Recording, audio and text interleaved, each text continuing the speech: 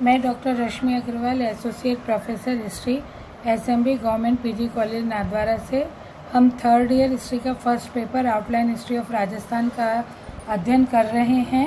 आज जो मैं वीडियो डाल रही हूँ वो महाराणा कुंभा व मालवा के संदर्भ में। इससे पहले मैं एक महाराणा कुंभा पे ई कंटेंट डाल चुकी हूँ जो कि महाराणा कुंभा की जो विजय है उसके संदर्भ में है। महाराणा कुंभा एवं मालवा। मुस्लिम शासकों व राजपूतों के मध्य हमेशा से ही वैमनस्य बना रहा था। साम्राज्यवादी भावनाएं व विद्रोहियों को शरण देने के कारण दोनों के बीच मतभेद और अधिक बढ़ गए थे। केंद्रीय सत्ता के दुर्बल होने पर प्रांतीय शक्तियों ने स्वयं को स्वतंत्र कर लिया था। ऐसा ही मेवाड़ के पड़ोसी राज्यों में जैसे कि मालवा, गुजरात तथा नागौर के स्वतंत्र मुस्लिम राज्यों का उदय हुआ था। राणा कुंभा के समय मालवा के शासक महमूद खिलजी थे। कुंभा और महमूद खिलजी के मध्य जो युद्ध था उसके कई कारण थे।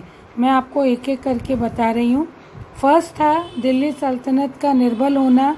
महमूद की नीतियाँ कुछ ऐसी थी। फिर विस्तारवादी नीति दोनों शासकों की। फिर अजमेर को लेकर के अधिकार का प्रश्न जो था। फिर गुजरात व मालवा के मध्य एक संधि हो गई थी जो कि संभवतः कुंभा के विरुद्ध थी। फिर मेहपा, पंवार, चूड़ा और खेमकरण को लेकर के जो शरण दी गई थी वो युद्ध का कारण था। राणा कुंभा व महमूद खिलजी के मध्य संघर्ष का जो कारण था उसमें से अब हम पहला बिंदु ले रहे हैं, दिल्ली सल्तनत का निर्बल होना। तैमूर के आक्रमण ने पूर्वी दिल्ली को तहस नहस कर दिया था। दिल्ली की दशा बहुत खराब हो गई थी, लाशें सड़ने लगी थी। दिल्ली सल्तनत की निर्बल स्थिति ने दोनों शासक मतलब कुंभा और महमूद खिलजी को विस्तार करने का मौका प्रदान कर दिया था। मालवा के शासक ने अपने राज्य का विस्तार करने लगे और राणा कुंभा भी छोटे मोटे पड़ोसियों पर जीतकर मेवाड़ को और सुदृढ़ और शक्तिशाली बनाने का प्रयत्न कर रहे थे। दिल्ली की कमजोर स्थिति ने दोनों शासकों के मध्य संघर्ष का मार्ग प्रशस्त किया था।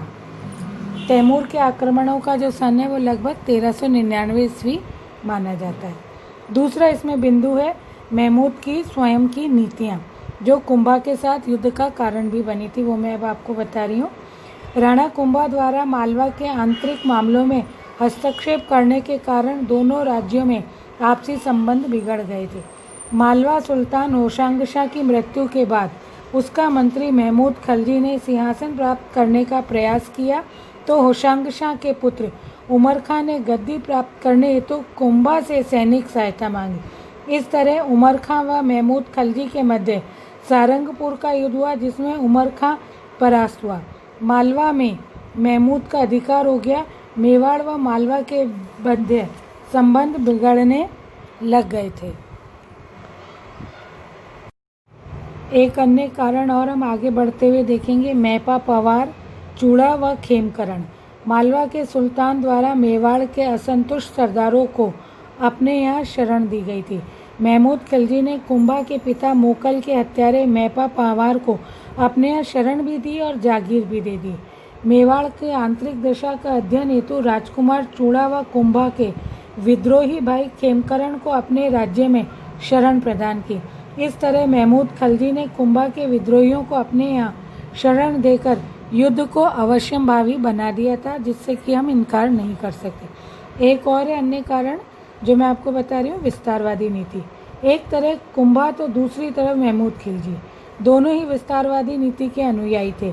मांडलगढ़, जहाजपुर, बिजौलिया, डूंगरपुर, बदनौर जैसे महत्वपूर्ण राज्यों पर दोनों शक्ति के अधिकार से ताकत से अपना हक जमाना चाहते थे, इसीलिए दोनों के मध्य युद्ध अवश्यंभावी था। एक था अजमेर का प्रश्न। अजमेर मुसलमानों का तीर्थ स्थान था। महमूद का कहना था कि राजपूत सूबेदार धार्मिक कार्यों में बाधा उत्पन्न कर रहा है। अपने धर्म स्थान को विधर्मियों से मुक्त करने का प्रयत्न वह कर रहा था। अजमेर के मुसलमानों ने भी महमूद खिलजी को सहयोग दिया था।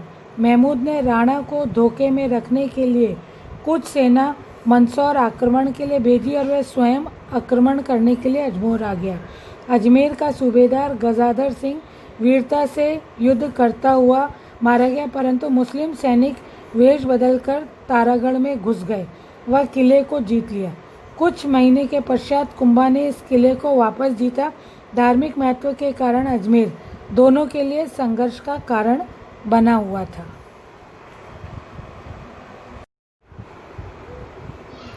एक अंतिम कारण गुजरात व मालवा की आपस की संधि है, जो कि कुंभा के विरोध में थी। मालवा का सुल्तान अपने खोए प्रदेशों को पुनः प्राप्त करना चाहता था। उसने कुंभा के विरुद्ध संयुक्त मोर्चा बनाने की योजना तैयार कर रखी थी। महमूद ने ताज खां की अधीनता में संधि का प्रस्ताव गुजरात के शासक के पास भेजा था, जिसमें यह उल्लेख किया गया था कि जो प्रदेश गुजरात जीते वे गुजरात में मिला लिए जाएंगे। मेवाड़ का उत्तरी भाग मालवा व आबू गुजरात को मिलेगा। संयुक्त संधि ने महमूद के हौसले और बढ़ा दिए थे।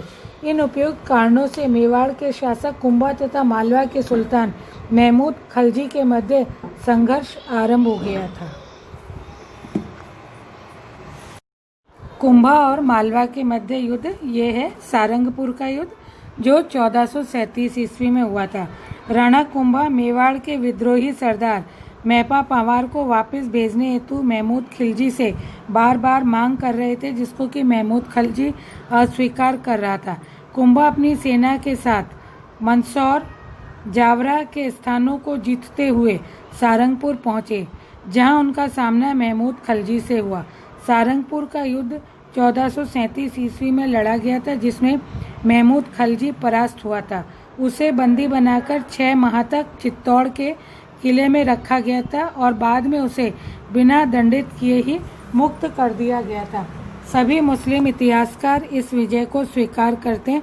अबुल फजल ने कुंभा की प्रशंसा करते हुए यहाँ लिखा, राणा कुंभा ने बिना किसी जुर्माने के अपने शत्रु मोहम्मद खिलजी को कैद से छोड़कर अपने श्रेष्ठ चरित्र का परिचय दिया था। इसी तरह से डॉक्टर गोपीनाथ शर्मा का एक कथन है, महाराणा ने बड़ी गहराई से सोचा था और इसलिए महमूद को मुक्त कर कुछ समय के लिए वह मालवा में शांति का अनुभव कराना चाहता था। ये कारण था कि सुल्तान को बिना दंड दिए ही मुक्त कर दिया था।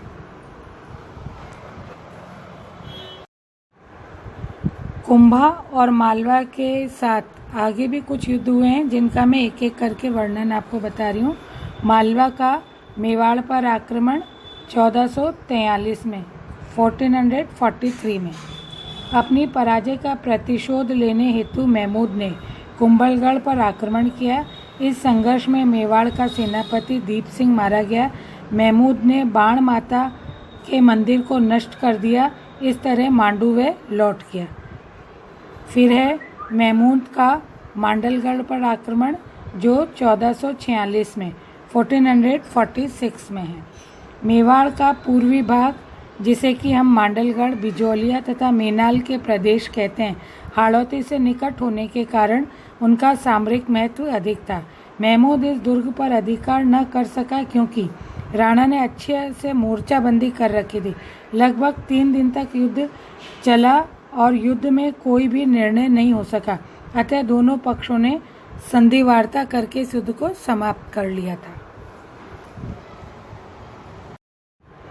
इसी के साथ महमूद का मांडलगढ़ पर यह दूसरा आक्रमण है, जो कि 1456 1456 में महमूद ने मांडलगढ़ पर दूसरी बार आक्रमण किया। इस बार वह रणथंभौर के मार्ग से होता हुआ मांडलगढ़ पहुंचा था। उसने मांडलगढ़ से दूर बनास नदी के किनारे त्रिवेणी नामक स्थान पर अपना डेरा डाला था। फरिश्ता के अनुसार राणा ने सुल्तान को 10 लाख टके देकर वापस लौटा दिया था, क्योंकि युद्ध करने में अपार जनशक्ति की हानि होती, इसलिए मान सकते हैं कि एक तरह से संधि ही हो गई थी यहाँ। महमूद का तीसरा आक्रमण मांडलगढ़ दुर्ग पर यह 1457 में था, 1457 में। महमूद ने तीसरी बार भी मांडलगढ़ पर आक्रमण किया। इस बार महमूद को सफलता मिली क्योंकि कुंभा गुजरात के युद्ध में व्यस्त था, परंतु कुछ समय उपरांत कुंभा ने पुनः मांडलगढ़ को हस्तगत कर लिया था। इस तरह से हम ये देखते हैं कि मालवा के सुल्तान ने अजमेर विजय से उत्साहित होकर कुंभलगढ़ पर आक्रमण किया। मेवाड़ मालवा का संघर्ष कभी भी शांत नहीं हुआ। अतः कुंभा को मालवा व गुजरात की सम्मिलित सेना का सामना करना पड़ा। राणा कुंभा द्वारा मालवा के विरुद्ध रक्षात्मक युद्ध लड़े गए थे। कुंभा ने इस संयुक्त मोर्चे की शक्ति को पराजित कर दिया था। वस्तुतः छापामार युद्ध नीति से कुंभा महमूद को छकाने में सफल रहे थे। निरंतर युद्धों के पश्चात कुंभा के राज्य का विस्तार में गौड़वाण, आबू, बसंतगढ़, पिंडवाड़ा, मारवाड़ राज्य में पाली, जोधपुर का भूभाग, अजमेर, गागारौण, मंदसौर, नराणा इत्यादि क्षेत्र भी सम्मिलित हो गए थे। और इसी के साथ कुंभा और जो मालवा का संघर्ष था उसका अध्ययन यहाँ हमारा समाप्त होता है।